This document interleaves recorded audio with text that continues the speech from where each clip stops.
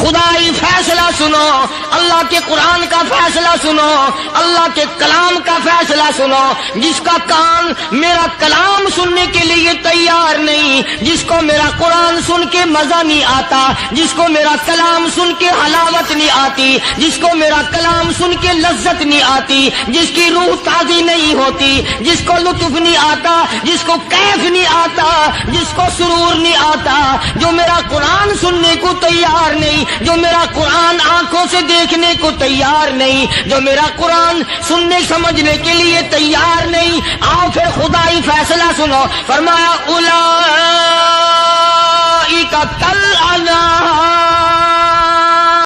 السلام علیکم دوستو، قاری حنیف ملتانی صاحب رحمۃ اللہ علیہ کا بیان آپ کی خدمت میں لے کر حاضر ہوا ہوں، جس کا عنوان اور ٹاپک بہت ہی ایموشنل اور خاص کر دینے والا ہے، یقیناً ہماری زندگی میں تبدیلی اور چینجنگ لا دینے والا بیان ہے۔ بیان کو توجہ کے ساتھ مکمل سنیں، انشاءاللہ بہت زیادہ فائدہ ہوگا اور زندگی سنور جائے گی۔ قاری حنیف ملتانی صاحب رحمۃ اللہ علیہ کے بیانات ہوتے ہی ایسے ہیں، یقیناً ہماری زندگی میں تبدیلی اور چینجنگ لا دینے والے بیان ہوتے ہیں۔ چلو بیان کو اب شروع کرتے ہیں اور ہم بھی آپ کے ساتھ مل کر سنتے ہیں اور آپ بھی ہمارے ساتھ بیان کو مکمل سنیے۔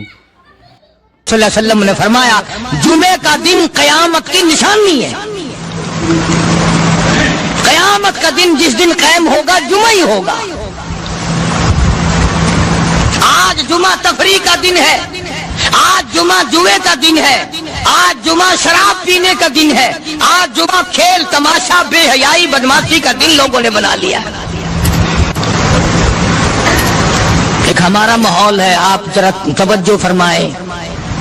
جمعے کے دن فلموں میں رش ہے، جمعے کے دن سینما کے ٹکٹ کا رش ہے، جمعے کے دن VCR بہت زیادہ چلتے ہیں، جمعے کے دن ٹیلی ویژن پہ بڑا رش ہوتا ہے، جمعے کے دن بدماشی ہے، جوا ہے، بے حیائی، زیادہ سے زیادہ بے حیائی جمعے کے دن ہوتی ہے۔ حالانکہ حضور کریم صلی اللہ علیہ وسلم نے فرمایا جمعے کے دن ایک گھڑی ایسی آتی ہے جو مانگو وہی ملتا ہے، جس حال میں کچھ کوئی مشغول ہوگا وہی اس کی زندگی کا مستقل ذریعہ بن جائے گا۔ کون سمجھائے تمہیں؟ کس کے اندر طاقت اور جرأت ہے کہ قوم کے دھارا پھیر سکے اور قوم کے رخ کو پھیر سکے؟ کون پھیر سکتا ہے؟ اس لیے قرآن کریم نے بار بار للکارا اور فرمایا افلم یہد لہم کم اہلکنا قبلہم من القرون،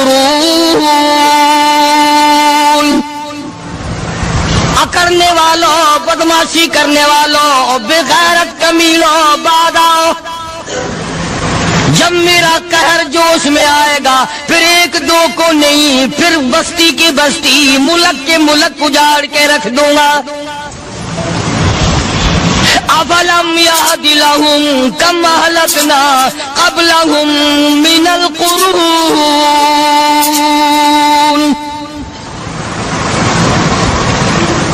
میں نے قرن کے قرن اجاڑ دیے، میں نے روئے زمین کے مالک اجاڑ دیے، میں نے ملکوں کے بادشاہ اجاڑ دیے، میں نے وزیر اعظم اجاڑ دیے، میں نے گورنروں سے بھیک کے ٹکڑے منگوا دیے۔ میں وہ خدا ہوں وَتُعِزُّ مَن تَشَاءُ وَتُذِلُّ مَن تَشَاءُ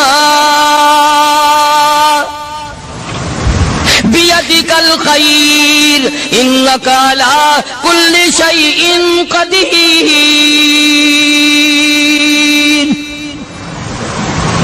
سارا نظام میرے ہاتھ میں ہے، تبارک الذی بیدہ الملک، برکتیں میرے پاس ہے، رحمت میرے پاس ہے، خیر میرے پاس ہے، بھلائی میرے پاس ہے، سلامتی کے خزانے میرے پاس ہے، امن کے خزانے میرے پاس ہے۔ وہو علی بیدہ الملک، ملک میں راج میرا، وہو علی کل شیء قدیر۔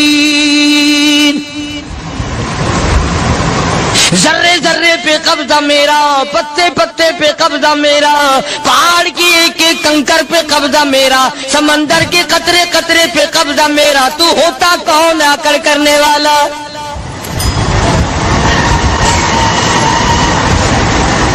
غور نہیں کرتے، سوچتے نہیں ہیں کہ کلام الہی ہمیں کیا بتانا چاہتا ہے۔ جناب عثمان رضی اللہ تعالیٰ عنہ فرماتے ہیں او لوگوں میں نے ساری زندگی گزار دی اسلام کے بعد جس دن سے میں نے کلمہ پڑھا آخری دم تک کوئی جمعہ ایسا نہیں گزرا اللہ کے نام پر میں نے ایک غلام خرید کے آزاد نہ کیا ہو۔ پہلے لوگ بھی جمعے کے دن درود پاک کی کثرت کرتے تھے، خیرات کیا کرتے تھے کہ 8 دن کا کفارہ ہو جائے، اللہ تبارک و تعالی راضی ہو جائے۔ آج کے دن قیامت آئے گی، نہ جانے میرا کیا حال بنے گا، کن لوگوں میں میرا شمار ہوگا۔ مدنی کریم صلی اللہ تعالی علیہ وسلم کا دربار لگا ہوا ہے، مجلس ہے آقا مدنی صلی اللہ علیہ وسلم کی۔ وہ کتنے مقدروں والے جوان تھے جو اپنے محبوب صلی اللہ علیہ وسلم کی مجلس میں بیٹھتے تھے، وہ کتنے خوش بخت اور خوش نصیبے والے لوگ تھے جو اپنے آقا کے سامنے بیٹھتے تھے۔ حضور کریم صلی اللہ علیہ وسلم نے فرمایا مجھے 3 چیزوں سے بڑی محبت ہے، 3 چیزیں بڑی پیاری لگتی ہیں، 3 چیزیں دنیا میں بڑی مرغوب ہیں مجھے۔ فرمایا ایک نماز میری آنکھوں کی ٹھنڈک ہے۔ سرکار کی پسندیدہ بات سنو، فرمایا نماز میری آنکھوں کی ٹھنڈک ہے، جو نماز پڑھتا ہے وہ میری آنکھوں کو ٹھنڈا کرتا ہے، جو نماز نہیں پڑھتا کیا مطلب وہ مجھے رنج دیتا ہے۔ اور جامع ترمذی میں ایک حدیث موجود ہے، ارشاد ہے حضور کریم سب کہہ دو صلی اللہ علیہ وسلم کا، فرمایا کہ ہر پیر کے دن، ہر جمعرات کے دن ہر امتی کا نام اعمال میرے سامنے پیش کیا جاتا ہے، ہر امتی کا اعمال نامہ سرکار کے سامنے کر دیا جاتا ہے، تیرے فلاں امتی کا یہ عمل ہے۔ ذرا مسجد میں بیٹھے ہو، قبلے کی طرف منہ کیے بیٹھے ہو، لوگوں سوچو تو صحیح ہمارے اعمال نامے دیکھ کر آقا کو کتنا رنج ہوتا ہوگا، ہمارے کردار دیکھ کر، ہماری روسیائی کو دیکھ کر آقا کو کتنا رنج پہنچتا ہوگا صلی اللہ علیہ وسلم۔ ارے ہم نے حضور کی ذات اقدس کو رنج پہنچایا، پریشانی پہنچائی، تکلیف پہنچائی، پرواہ نہیں کرتے نمازوں کی، نوجوان بھی بوڑھے بھی حج کر کے بھی نماز پڑھتے لوگ، اور اب تو ویسے بھی دانا بینا لوگ ہیں۔ تو آپ نے ارشاد فرمایا کہ میری آنکھوں کی ٹھنڈک نماز میں ہے، 3 چیزیں مجھے پیاری ہیں پوری دنیا میں، 3 چیزیں پسندیدہ ہیں میری۔ سب سے پہلی فرمایا نماز میری آنکھوں کی ٹھنڈک ہے، قرۃ عینی فی الصلاۃ او کما قال النبی صلی اللہ علیہ وسلم۔ فرمایا جس امتی کا یہ دل کرے کہ میں نبی کی آنکھ ٹھنڈی ہو، اسے چاہیے کہ نماز پابندی سے پڑھے۔ دوسرا فرمایا وفادار عورت مجھے بڑی پسند ہے، حضور کریم صلی اللہ علیہ وسلم نے فرمایا وفادار عورت، ہائے ہائے ہماری ماؤں سے زیادہ وفادار کون ہوں گی۔ جناب عائشہ صدیقہ رضی اللہ تعالیٰ عنہ فرماتی ہیں کالی کملی والے کے گھر میں 3 مہینے چولہے میں آگ نہیں جلتی تھی،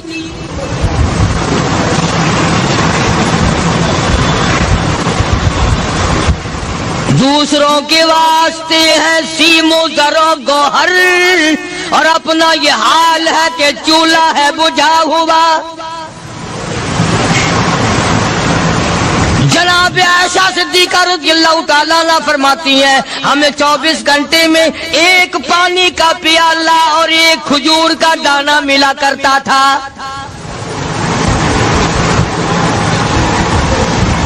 کبھی اپنی ماہوں کی خوراک تو دیکھو، خرچہ تو دیکھو، اور اگلی بات سنو تو حیران ہو جاؤ۔ جناب عائشہ صدیقہ رضی اللہ تعالیٰ عنہ فرماتی ہیں اس پیالے اور کھجور کی قدر بھی تب ہوئی جب وہ بھی نہ ملی۔ پیسوں کو برباد کرنے والوں، بے قدری کرنے والوں، ذرا سوچو تو صحیح کہ کیا گھر ہے محمد عربی سب کہہ دو صلی اللہ علیہ وسلم کا۔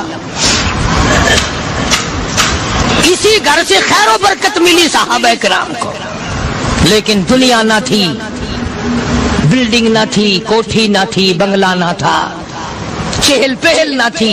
اچھا ایک بات اور آج یاد کر کے لے جاؤ، یہ تو مجبوری ہوئی نا، یہ تو ایک مجبوری ہوئی، پریشانی ہوئی، محتاجی ہوئی کہ پانی کا ایک پیالہ اور ایک کھجور کا دانہ ملتا تھا۔ اور اگلی بات سنو تو حیران ہو جاؤ، مجبوری اور چیز ہے، اختیار سے کرنا اور چیز ہے۔ جناب فاروق اعظم رضی اللہ تعالیٰ عنہ کی حکومت ہے، عائشہ صدیقہ رضی اللہ تعالیٰ عنہ سال کا خرچہ 12,000 روپیہ بوری میں بھر کر حضرت عمر نے حضرت عائشہ کے گھر پہنچا دیا، لو تمہارا یہ سال کا خرچہ آ گیا۔ سال کا خرچہ حضرت عمر رضی اللہ تعالیٰ عنہ نے جناب عائشہ صدیقہ رضی اللہ تعالیٰ عنہ کے پاس بھیجا۔ اتنا بڑا بورا بھر کر آیا۔ اللہ غنی، بجائے خوش ہونے کے، بجائے مچلنے کے، بجائے فخر کرنے کے، اپنی خادمہ سے فرمانے لگی، حضرت عائشہ خادمہ سے فرمانے لگی، میں نے تو اپنے محبوب صلی اللہ علیہ وسلم کے پیٹ پہ پتھر دیکھے، میں نے تو کالی کملی والے کو فاقے کرتے دیکھا۔ خادمہ سے فرمانے لگی، اس بوری کے اور میرے درمیان میں کپڑا لٹکا دے، میری آنکھ دیکھنا گوارا نہیں کرتی، میری آنکھ دیکھنا بھی گوارا نہیں کرتی۔ اس نے کپڑا لٹکا دیا۔ اس کے بعد خادمہ سے فرمانے لگی، مدینے میں اعلان کراؤ، جس کو خیرات چاہیے وہ عائشہ کے دروازے سے آ کے لے جائے رضی اللہ تعالیٰ عنہ۔ سارے مدینے میں اعلان ہوگا، خیرات لینے والے آ جاؤ۔ شیئر ضرور کریں۔ ایک اور بات تھی اس وقت میں، ضرورت مند جاتا تھا، یہ نہیں کہ ٹیبک میں ہزاروں روپیہ پڑا ہوا پھر بھی مانگ کے کھانا ہے، جیب میں ہزاروں روپیہ پھر بھی مانگنا ہے، پلے سے نہیں کھانا۔ کہ جتنے بھیک مانگے ہیں نا، بھیک مانگنے والے، 1 کروڑ روپیہ دے دو انشاءاللہ شام کو پھر بھی مانگے گا، اس کے مقدر میں بھیک مانگنا ہے۔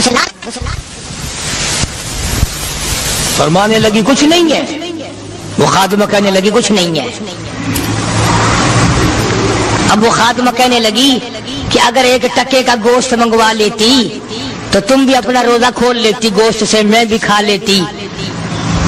کیا جواب دیا اما عائشہ صدیقہ رضی اللہ تعالیٰ عنہ نے؟ فرمانے لگی، اب تانا دینے سے کیا فائدہ، تو نے اس وقت یاد کیوں نہیں دلایا؟ اس لیے میں نے یہ واقعہ سنا دیا کہ پہلی بات سن کر کے تو آپ لوگوں کے دل میں بھی یہ بات آئی ہے نا کہ جی مجبوری ہے، چوری تو وہ کرنے سے رہی بیچاری، پریشانی جو ہوئی، غربت جو ہوئی، تنگی جو ہوئی، چلو پانی کا پیالے پہ گزر کیا۔ اور نہیں، یہ حضرات اختیاری بھی فاقہ کرتے تھے۔ اب 12,000 آیا اور افطار کرنے کے لیے چھچوا رہے، کھجور بھی نہیں۔ اور ہم تو خدا جانے کب کب تک کا انتظام سوچتے ہیں، پوتے پوتیوں تک کا انتظام جب تک نہ کر لیں اور اولاد در اولاد تک کا انتظام نہ کر دیں، اس وقت تک ہماری تسلی تو ہوتی نہیں۔ اسی کو مجذوب نے بڑے عجیب طریقے سے سمجھایا، کہتا ہے کہ آنے والی کس سے ٹالی جائے گی، آنے والی کس سے ٹالی جائے گی، اور جان ٹھہری جانے والی جائے گی، روح رگ رگ سے نکالی جائے گی، تجھ پہ ایک دن خاک ڈالی جائے گی، تیرے رشتہ دار عزیز اقربا دھڑا دھڑ مٹی پھینک کے ایسے آئیں گے گویا تجھے پہچانتے بھی نہیں۔ بڑی بڑی عجیب باتیں کہی مجذوب علیہ رحمت نے، اللہ کی رحمت نازل ہو اس کی قبر مبارک پہ آمین کہو۔ کہتا ہے سب کی سب ہیں راہ روے کوئے فنا، سب چل رہے ہیں فنا کی طرف۔ اب یہ جو ہم لوگ بیٹھے ہیں نا، خوش ہو رہے ہیں، میری 50 سال عمر ہو گئی، میری 60 سال عمر ہو گئی، میری 40 سال عمر ہو گئی، میری 30 سال کم عمر ہو گئی، اور اصل بات ہمارے اور اپنے آپ کو آخرت کے لیے جس قدر ممکن ہو سکے تیاری کریں۔ آج کل بڑی رات ہے، سویرے اٹھو، کم سے کم صبح و شام ہر آدمی 1 تسبیح درود شریف کی، 1 تسبیح استغفار کی، اور 1 تسبیح تیسرے کلمے کی، یہ تو کم سے کم ہو ہی جائے۔ بکواس کرتے سو جاتے ہیں، بکواس کرتے اٹھ جاتے ہیں، بھلا ہے کوئی زندگی کا معاملہ؟ اللہ سے معافی مانگتا سو جا اور معافی مانگتا اٹھ جا، خدا کی قسم اللہ کا دریائے کرم جوش میں آئے۔ تو یہ ساری چیزیں میں نے لیے عرض کی تو وقت پورا کرنے والا حساب نہیں کہ نہ جانے کس کو توبہ کی توفیق ہو جائے. کم سے کم ان 3 تسبیحوں کو ہر مرد عورت لازمی پکڑ لے. ایک تسبیح درود شریف کی، ایک تسبیح سبحان اللہ والحمدللہ ولا الہ الا اللہ واللہ اکبر ولا حول ولا قوۃ الا باللہ العلی العظیم، اور ایک تسبیح استغفر اللہ الذی لا الہ الا هو الحی القیوم واتوب الیہ یا استغفر اللہ ربی من کل ذنب واتوب الیہ، اور ایک تسبیح درود شریف کی اللہم صلی علی سیدنا مولانا محمد وعلی آل سیدنا مولانا محمد مبارک وسلم وصلی علیہ. جب ایک مرتبہ درود بندہ پڑھے گا 10 بار اللہ کی رحمت آئے گی، 10 گناہ معاف ہوں گے، 10 درجے بلند ہوں گے، 10 خطائیں معاف کر دی جائیں گی. تو کتنا بڑا اجر ہے. خصوصاً بوڑھوں کو چاہیے کہ وہ گپوں میں اپنا وقت خراب نہ کریں. خدا کی قسم قبر میں جانے کے بعد تجھے ایک سانس کی مہلت ہے. پر مجھے اس بات کا افسوس ہے کہ آپ لوگ پورا مضمون سننے کی کوشش نہیں کرتے، بلکہ بعض لوگ بالکل اخیر میں سر سے، ایک ہے جمعے کی فضیلت حاصل کرنا، ایک ہے جمعہ پڑھنا، ایک ہے سیرو نہانا. اس میں بڑا فرق ہے. ایک ہے سر سے اتارنا اور ایک ہے اس کی فضیلت کا حاصل کرنا.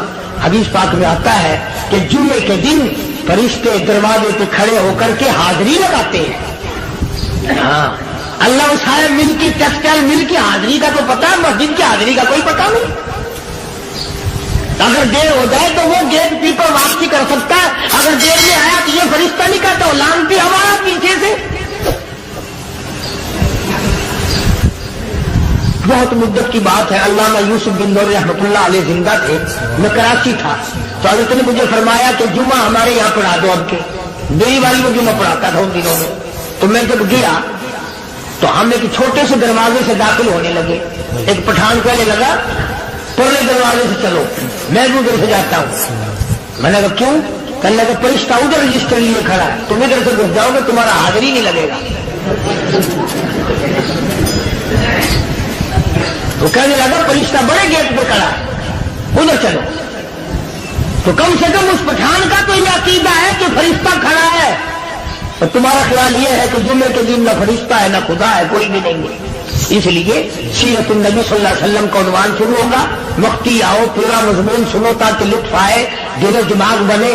اور عقیدہ میں نے تمہیں بتا دیا، لا الہ الا اللہ، خدا کے سوا الہ کوئی نہیں، مشکل کشا کوئی نہیں، پیدا کرنے والا کوئی نہیں، فصل میں، دکان میں، کارخانے میں اس کے سوا برکت دینے والا کوئی نہیں. اور یہ بات بتائی کس نے؟ محمد الرسول اللہ صلی اللہ علیہ وسلم. ہمارے نبی حضرت محمد الرسول اللہ صلی اللہ علیہ وسلم نے ہمیں یہ بات بتائی. خدا کے بعد خدا کوئی نہیں، مصطفیٰ کے بعد نبی کوئی نہیں. حضور صلی اللہ علیہ وسلم کے بعد کوئی کسی قسم کا جو نبوت کا دعویٰ کرے وہ کافر ہے، دجال ہے، بے ایمان ہے، وہ خنزیر سے بدتر ہے جو میرے آقا کے ختم نبوت کے تاج کو ہاتھ لگائے گا.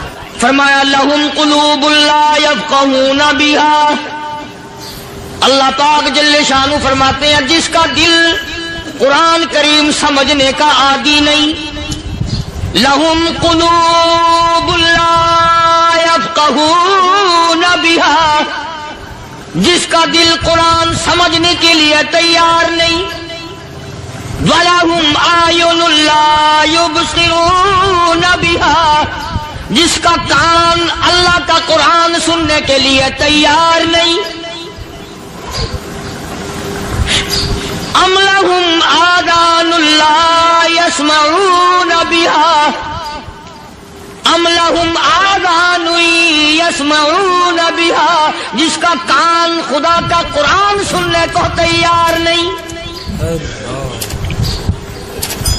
خدائی فیصلہ سنو، اللہ کے قرآن کا فیصلہ سنو، اللہ کے کلام کا فیصلہ سنو.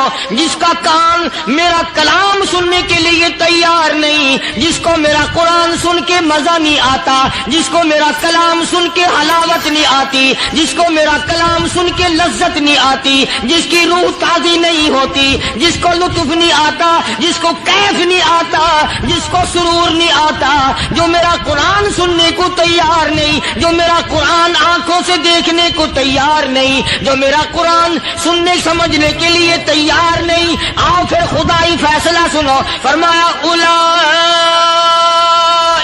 کالانعام،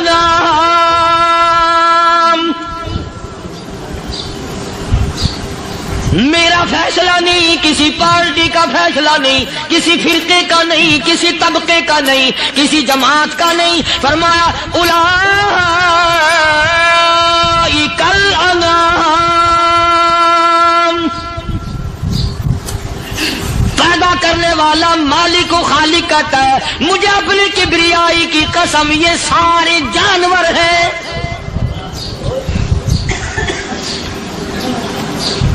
یہ سارے کے سارے جانور ہیں، یہ درندے ہیں جو ایک دوسرے کو چیر پاڑ کر کھاتے ہیں، یہ درندے ہیں جو ایک دوسرے کا خون پیتے ہیں. فرمایا بل ہم اضل، جانوروں سے بھی بدتر.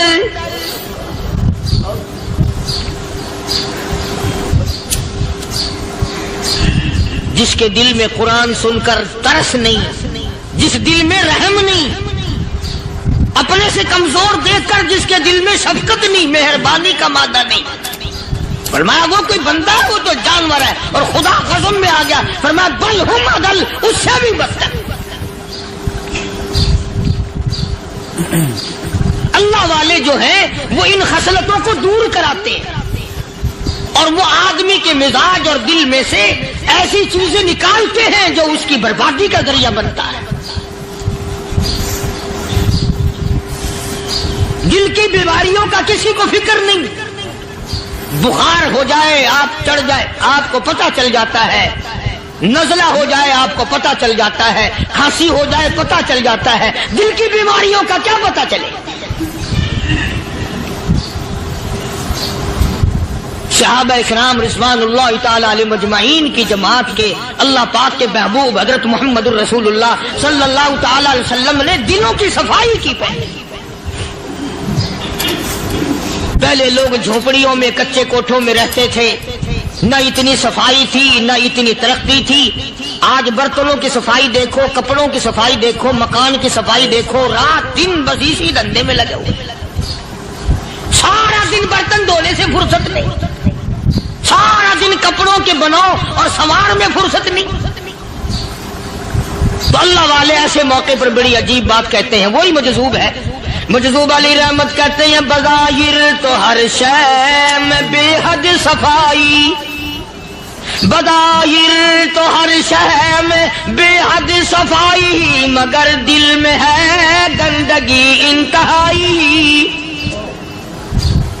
بظاہر تو ہر شے میں چہرے کی صفائی، بدن کی صفائی، نہ جانے کتنی قسم کا صابن ہے، نہ جانے کتنی قسم کے پاؤڈر ہے، نہ جانے کتنی قسم کے شیمپو ہیں، نہ جانے کتنی قسم کے کپڑے ہیں، کیا چال ڈھال ہے، کیا نئے نئے ڈیزائن ہے. مجذوب کہتا سب کچھ دیکھ لیا، بظاہر تو ہر شے میں بے حد صفائی، مگر دل میں ہے گندگی انتہائی. جس یار کی بیٹھک میں بیٹھ کے کھانا کھایا، جس رشتہ دار کی بیٹھک میں بیٹھ کے کھانا کھایا، اسی کی بہن کو دیکھ کر آبرو پہ ڈاکہ ڈالنے کا پروگرام ہے. جس دوست کے گھر میں بیٹھ کے کھانا کھایا، اسی دوست کی بیوی کی عزت لوٹنے کا پروگرام ہے. پرانے زمانے میں اب بھی دلی جیسے شہر میں اگر دعوت کی جاتی ہے تو وہاں ایک تشتری میں نمک آتا ہے سب سے پہلے. عرب میں بھی دستور تھا پرانے زمانے میں، اگر کوئی دعوت کرتا، کوئی تقریب کرتا، سب سے پہلے نمک آتا تھا. ایک ایک انگلی ہر شخص نمک چاٹتا تھا. کیا مطلب؟ جس نے نمک چاٹ لیا اب وہ نمک حرامی نہیں بنے گا. اس گھر میں چوری کرنا، اس گھر کی آبرو کا غلط تصور لانا، اس گھر کے مال میں خیانت کرنا وہ حرام سمجھتا تھا جس گھر کا میں نے نمک چکھ لیا. دوستو قاری حنیف ملتانی صاحب رحمۃ اللہ علیہ کا بیان آپ کو بہت زیادہ پسند آیا ہوگا. بیان پسند آئے تو ہمارے چینل کو سبسکرائب کریں اور زیادہ سے زیادہ ویڈیو کو مکمل دیکھیں. انشاءاللہ بہت فائدہ ہوگا. بیان بہت ہی ایموشنل اور خاص کر دینے والا ہے. یقیناً ہماری زندگی میں تبدیلی اور چینجنگ لا دینے والا بیان ہے. بہت ہی امپورٹنٹ اور خوبصورت بیان تھا. بیان کو لائک اور شیئر اور کمنٹ کرنا نہ بھولیں. چلو بیان کو ختم کرتے اور ملتے ہیں نیکسٹ ویڈیو میں. السلام علیکم ورحمۃ اللہ وبرکاتہ.